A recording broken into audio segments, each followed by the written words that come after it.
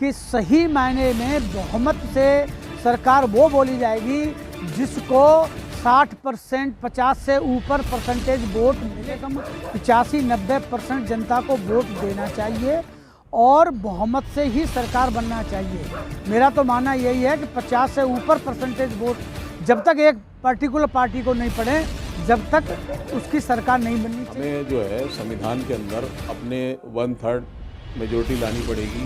उसके बाद हम ये प्रस्ताव ला करके, जैसे कि हमने कश्मीर के विषय में धारा 370 को समाप्त किया, ठीक है, और 33% आरक्षण किया। ये पार्लियामेंट में बहुमत है तो कर लिया, तो सही है, इसके वोट ज़्यादा हैं उसका। लेकिन ये है कि वो एक पार्टी को तो नहीं मिल रहे ना, वो डिफरेंट लोगों को मिल रहे हैं वोट। तो क्या हम डिफरेंट तरह की सरकार बनाएंगे?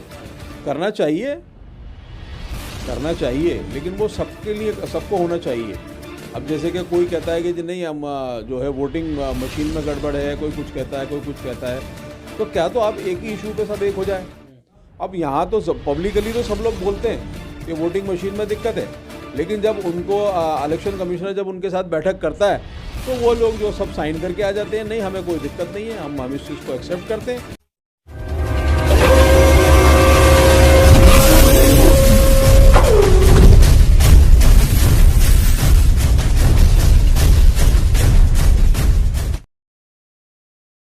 ये राजनीति में कहा जाता है कि जब दो सरकारों के बीच में चुनाव होता है तो जो जीतने वाली सरकार होती है वो कहती है कि हमें पूर्ण बहुमत मिला है, हमने पूर्ण बहुमत से सरकार बनाई है। मैं सर आपसे जानना चाह रहा हूँ कि बहुमत की परिभाषा क्या है लोकतंत्र के अंदर? देखिए, लोकतंत्र के अंदर तो परिभाषा यही है कि एक ज़्यादा आ जाए तो जब ही सरकारें बन जाती हैं, लेकिन मेरा ये मानना है कि सही मायने में बहुमत से सरकार वो बोली जाएगी जिसको 60% 50 से ऊपर परसेंटेज वोट मिले। आप देख रहे हो कि 30% पे, 35% पे, 40% पे जो सरकारें बन रही हैं वो बहुमत से नहीं बन रही हैं। उनका एक एजेंडा हो सकता है, किसी तरीके का प्रोपोगेंडा हो सकता है जिससे वो सरकार बनाने में सक्षम हो जाते हैं।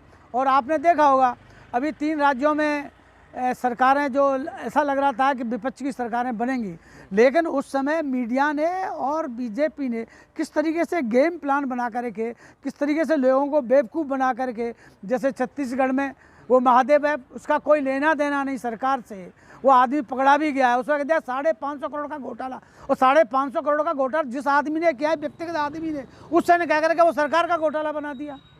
और मोदी जी ने अभी कहा था कि जैसे राजस्थान में उन्होंने बोला कि कांग्रेस की सरकार ने 500 रुपये के सिलेंडर की घोषणा की है और मोदी जी ने कहा हम 450 के देंगे, और आज ही मैं सुन रहा था राजस्थान सरकार ने कहा कि हमने कोई वादा नहीं किया 450 का, हमारा जो पहले से सिलेंडर चल रहा था 1000 का वो ही मिलेगा। तो जनता बार बार धोखा खा रही है। तो इसका इलाज क्या है, मतलब समाधान क्या है? 75 सालों की जो राजनीतिक व्यवस्था है, पूर्ण बहुमत की, जनता के बहुमत की बात करी जाती है, लेकिन जब सरकारें बनती हैं तो वो सांसद के बहुमत से बनती हैं, विधानसभा के बहुमत से बनती हैं। आखिर इसमें बदलाव की ज़रूरत मानते हैं है या नहीं है? देखिए, इसमें बदलाव की ज़रूरत है। जो असली चीज़ है, मुद्दा है, जो बदलाव इसमें ये होना चाहिए कि तो कम से कम 80 से 85% वोटिंग बहुत अनिवार्य है, जिससे लोग अपनी, अभी आप देख रहे हो एन एवरेज ऑल इंडिया में 60% से ज़्यादा वोटिंग नहीं होती है, तो 40% लोग तो अपने अंदर की बात को कह ही नहीं पा रहे, वो नीरसता दिखा रहे हैं वोट के लिए। तो जब तक 40% लोग बिल्कुल ही तैयार नहीं हैं, सिर्फ 60% लोग वोटिंग कर रहे हैं, तो उसमें पूरे बहुमत की सरकार का क्या मायने रखता है? ये तो एक आंकड़ा है बस उनका। अब जनता भी जो है सवाल कर रही है कि भाई सरकार जो है वो जिस पार्टी को हमने सबसे ज़्यादा वोट दिए हैं, यानी जनता जिसको सबसे ज़्यादा वोट देती है, बहुमत देती है, उसकी सरकार बननी चाहिए, ना कि सांसद के बहुमत से बननी चाहिए। तो जिस तरीके से मौजूदा सरकार है वो नए संशोधन कर रही है, नए कानून ला रही है, तो क्या नहीं चाहिए कि जो ये व्यवस्था है, राजनीतिक व्यवस्था, इसमें भी बदलाव करे?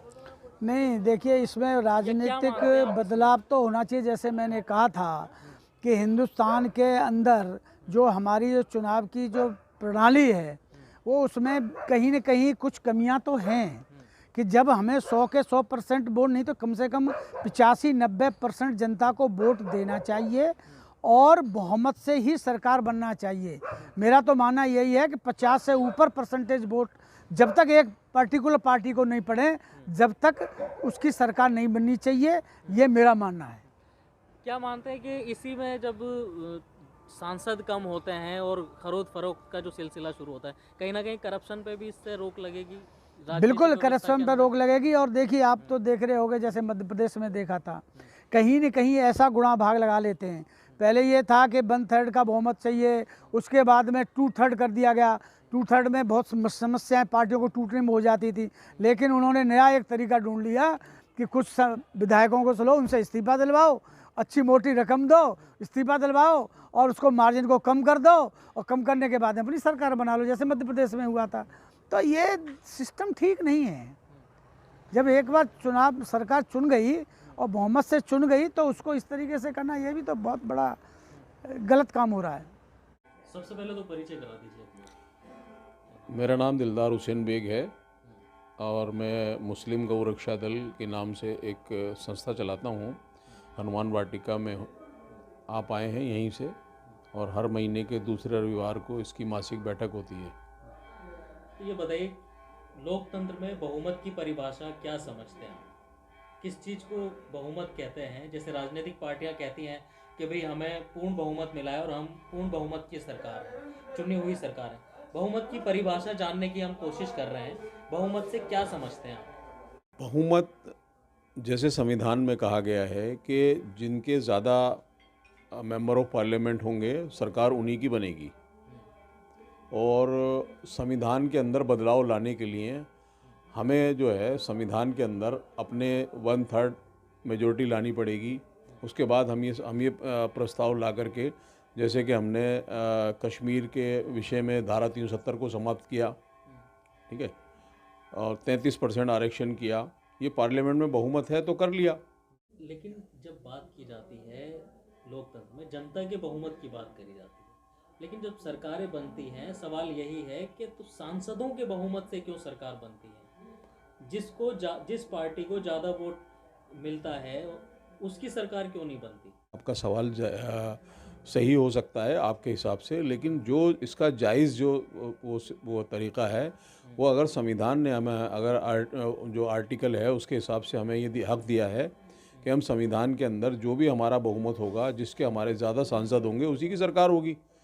तो उसको बदलने के लिए हमें संविधान में अमेंडमेंट लाना पड़ेगा, और उसको लाने के लिए हमारे पास 1/3 मेजॉरिटी होनी चाहिए, तो तभी हम कर सकते हैं।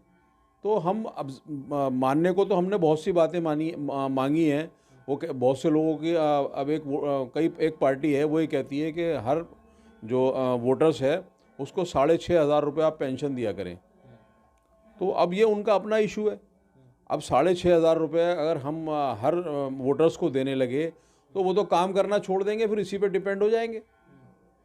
तो उसकी लॉजिक तो हम लोग, बहुत से क्वेश्चन आते हैं, लेकिन उसका जवाब तो यही है ना कि संविधान में अगर इसकी बदलाव आता है, तभी इसको आगे बढ़ाया जा सकता है। जैसे आपका क्वेश्चन है ना, उस क्वेश्चन के ऊपर डिबेट तो हम रोज़ करें।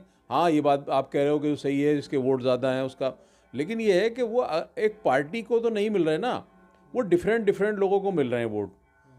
तो क्या हम डिफरेंट तरह की सरकार बनाएंगे? सरकार तो एक ही पार्टी की बनेगी ना, जिसका बहुमत होगा। नहीं, तो इससे दिक्कत कहाँ पर आ रही है? अगर टोटल वोटर का कैलकुलेशन करते हैं, जिस पार्टी को ज्यादा वोट मिलते हैं, तो उससे आपत्ति क्या होती है? अब जैसे किसी पार्टी के सांसद जीत करके कम आए, तो वो दूसरी पार्टी के लोगों से, या जो निर्दलीय सांसद खड़े होते हैं वो जीतते हैं, उनको शामिल करने की बातें करते हैं, तो वो फिर एक करप्शन शुरू हो जाता है खरीद फरोख्त का। देखिए, खरीदे बेचे जाते हैं फिर सांसद। वो देखिए, कुछ चुनिंदा जगहों पे ऐसा व्यवस्था होती है जहाँ छोटे छोटे प्रदेश हैं, वहाँ पर हैं। जहाँ पे बड़े प्रदेश हैं, वहाँ पे फुल मेजॉरिटी के जो सरकारें बनती हैं, जैसे कि राजस्थान है, मध्य प्रदेश है, उत्तर प्रदेश है, कर्नाटक है। ये यहाँ पे जो है ना, जब सांसदों की विधायकों की तादाद ज़्यादा है, वहाँ पे ये चीज़ें नहीं होती। वहाँ 2-4 जहाँ पे छोटी छोटी सरकारें हैं, जैसे गोवा है, वहाँ पे तो चल जाता है। तो ये छोटी जगहों पे तो इस तरीके की जो खरीदो फरोख्त हो जाती है, लेकिन बड़ी जगहों पे इस लेवल की खरीदो फरोख्त नहीं होती। और जो खरीदो फरोख्त करता है वो गलत करता है, वो संविधान के अगेंस्ट जा रहा है। जब संविधान ने आपको सरकार बनाने का न्योता दिया है तो आप संविधान बनाइए, वो सरकार बनाइए। और अगर नहीं संविधान मना करता है तो आप जो है आप अपोजिशन में बैठिए। क्या मानते हैं, आपसे आखिरी सवाल यही है कि संसदों के बहुमत से सरकार बननी चाहिए या जनता के वोटों से? फिर सवाल घूम करके वहीं आता है, या जो 75 सालों की ये राजनीतिक व्यवस्था है इसमें बदलाव की ज़रूरत है या नहीं? नहीं, बिल्कुल सही बात है। जो 75 साल की व्यवस्था है इसमें हमने बहुत सी चीज़ों के अंदर बदलाव किया है। हम इसमें ही बदलाव ला सकते हैं। अगर लोगों की डिमांड इसके ऊपर है तो हम उसमें बदलाव लेके आएँ और लोगों को जो है लोगों के जो वोट से सरकार बने वो ज़्यादा बेस्ट होगी। लोग जागरूक हो रहे हैं। बिल्कुल, अगर आप उसको उनके पास मुद्दा लेके जाएंगे तो जागरूक तो होंगे ही। भाई वो उनके जहन में ये बात तो आएगी कि हमें ये चीज़ जो है कहीं ना कहीं से निकल के आई है और इसका कोई ना कोई लॉजिक क्वेश्चन है तो उसका जवाब भी हमारे को लॉजिकली देना पड़ेगा। ये है। तो क्या मानते हैं कि राजनीतिक पार्टियां इस पर गौर विचार करेंगी या? करना चाहिए, करना चाहिए, लेकिन वो सबके लिए सबको होना चाहिए। अब जैसे कि कोई कहता है कि जी नहीं हम जो है वोटिंग मशीन में गड़बड़ है, कोई कुछ कहता है, कोई कुछ कहता है, तो क्या तो आप एक ही इशू पे सब एक हो जाए। अब यहाँ तो पब्लिकली तो सब लोग बोलते हैं कि वोटिंग मशीन में दिक्कत है, लेकिन जब उनको इलेक्शन कमिश्नर जब उनके साथ बैठक करता है तो वो लोग जो सब साइन करके आ जाते हैं, नहीं हमें कोई दिक्कत नहीं है, हम इस चीज़ को एक्सेप्ट करते हैं। तो ऐसा नहीं होना चाहिए ना। अगर मैं सिर्फ आपसे एक वोटर के तौर पर बात करूं, आपने किसी भी अपनी पसंदीदा पार्टी को वोट दिया, जी जी। वोट देने के बाद आपका क्या महत्व रह जाता है?